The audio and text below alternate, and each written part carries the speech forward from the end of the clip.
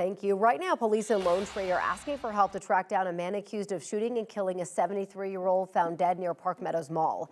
Police found Michael Lohmeyer dead in his car on November 4th, parked near the mall. It is not clear if the shooting happened there or somewhere else. Police just identified the suspect as 23-year-old James Matthew Neal. They haven't said whether he knew Lohmeyer. Police say he was last seen near Colorado Springs, and they do consider him armed and dangerous. Lone Tree police are asking anyone who sees Neal to call 911. This morning, the Elizabeth Middle School community wants to know why 4 school employees are on leave during some kind of criminal investigation. Last night, parents got to question the superintendent. Families were told that someone made complaints about a teacher at Elizabeth Middle School. The superintendent says 7 students are involved. He says they all shared similar concerns about a teacher's behavior. Now, it's not clear exactly what that behavior was. According to the superintendent, those complaints were documented at the school level, but were never reported to district leaders. Last night, parents got to ask the superintendent some of those questions, and some of them expressed concern that staff at the school didn't follow mandatory reporter laws. As adults employed by a public school district, they needed to let the authorities make decisions and judgment calls, not make the judgment calls themselves. The district attorney's office is looking into exactly what happened. Within the next week, we should know if former President Trump's name will appear on ballots in Colorado. A group of voters, including some Republican, claim the 14th Amendment of the Constitution should prevent Trump from holding office because he incited an insurrection. Yesterday, a judge in Denver heard closing arguments in this case. Trump's attorneys in the Colorado GOP says his claims about a stolen election are free speech, and taking him off the ballot would be election interference. It is a rotted foundation, and it is another attempt at the January 6th using the January 6th report to limit people's ability to vote. President Trump spent 90 minutes on the ellipse inflaming his supporters, telling them that they needed to fight or they would not have a country anymore. Courts in 2 other states have already made decisions in similar cases. The Minnesota Supreme Court wouldn't take Trump off the primary ballot, and a court in Michigan said Congress should make the call. The judge in Denver says she will make her decision before Thanksgiving. President Joe Biden's name will not be on the primary ballot in New Hampshire. Historically, it's the first state in the country to hold primary elections. It's actually part of New Hampshire state law, but this year, the Democratic National Committee decided South Carolina should be the state with the earliest primary election.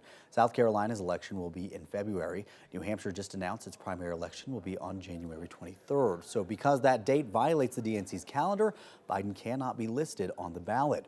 Really, no Democrat is supposed to be listed, but 21 of them will be. Today, a funding bill to avoid a government shutdown heads to President Biden's desk. Last night, the Senate approved House Speaker Mike Johnson's 2-part funding bill. They had until tomorrow at midnight to get a deal done. President Biden is expected to sign it, but the funding conversation isn't over yet. The money from this bill will run out in early February, so Congress will have to come up with another plan to keep the government funded. President Biden just wrapped up his first meeting with Chinese President Xi Jinping in a year. One of their big focuses, cracking down on fentanyl coming into the U.S. China agreed to help cut the production of fentanyl that ends up in drugs sold in the U.S. Almost 9 in 10 of opioid overdoses in Colorado are due to fentanyl. Biden says the agreement will save lives. With this new understanding, we're taking action to significantly reduce the flow of precursor chemicals and pill presses from China to the Western Hemisphere. The 2 leaders also agreed to reopen communication between the U.S. and Chinese militaries. New this morning, we're getting a brand new look inside the hospital in Gaza that's been at the center of Israeli airstrikes and a military aid. Now, the Gaza Ministry of Health shared this video. You can see dust flying through the air, doctors having to use flashlights, and patients in the hallways. Hundreds of patients and thousands of others displaced people are still inside this hospital. Yesterday, Israeli troops raided the hospital, searching for Hamas militants in the basement. The IDF claims it found AK-47s, hand grenades, military uniforms, and a laptop with a picture kidnapped Israeli soldier on it. This morning, more groups are calling on President Biden to support a ceasefire. The latest one, this display outside the White House.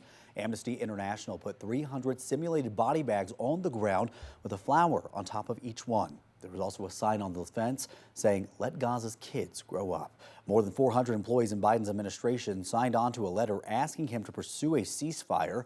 The employees are from 30 different departments and agencies. So far, Biden has not shown support for a ceasefire. He says he doesn't believe the war will fully end until there's a two-state solution. And one thing you want to know about the weather today are the stats. We're going for a high of 68 degrees today. That is 15 degrees above normal for this time of year. 26 is our normal low. 80 the record from 2016, and the record low -4 from 1955. And for those taking westbound 76 in Commerce City right now, we're seeing a bit of a slowdown. It's just our usual morning rush hour traffic. Right down below southbound lanes near I-270 and I-70, we do have a crash. But right now, for those in Commerce City taking 76, it's going to be a 16-minute drive.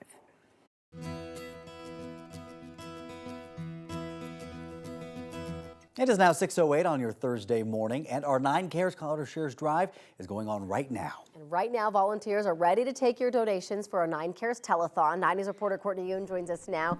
Courtney, we're just 30 minutes in, and hopefully we're already seeing some calls come in. Yes, we are. Good morning, Jordan and Corey. Take a look at all these volunteers behind me. Wave, everyone. Say hello. A lot of them wanted to be here this morning. Can you believe it? They woke up dark and early to be here because they're really excited to take your donations today. So today's your chance to be able to call in and be able to donate. You have a chance to make a difference for people struggling with food insecurity here in our own communities. $1 equals 3 meals, so you know that your money is going really far and staying in the community here. We are just beginning this morning, so you will see this number on the bottom of your screen there. You can call in now, and one of these lovely people in this room with me here this morning will answer your call and be able to take your donation. We're going to be available all day here today until 10:30 p.m. tonight, and I also want to show you guys an example of something that people receiving food from the food bank could get. This is a food box that recipients can receive when they're at a mobile food pantry. So what's cool about the mobile food pantries that Food Bank of the Rockies have, there's 70 locations throughout our metro area, and people can just drive up and get a box of food like this. And it also comes with all these dry ingredients, canned goods, rice, oil, all kinds of things, and also fresh produce for people as well. So you know that your money is really going somewhere that matters. Yes, we love to hear the calls and people are picking up. I just love it. I love hearing that ring-a-ding-ding. But yes, please call that number on the bottom of your screen here today, and we're going to be here all morning. Jordan, Corey? Oh my goodness, we love to hear those phones ringing. We want to see all those volunteers busy at one point this morning. That's what they woke up early for. It's a ring-a-ding-ding. Oh, ring-a-ding-ding, that's Yes. right, okay. We love you, Courtney. Thank you so much. If you prefer, you can also scan the QR code on your screen. It's going to take you right to our donation page. You can find this information on 9news.com/9cares as well through December 3rd, and we thank you in advance for your generosity.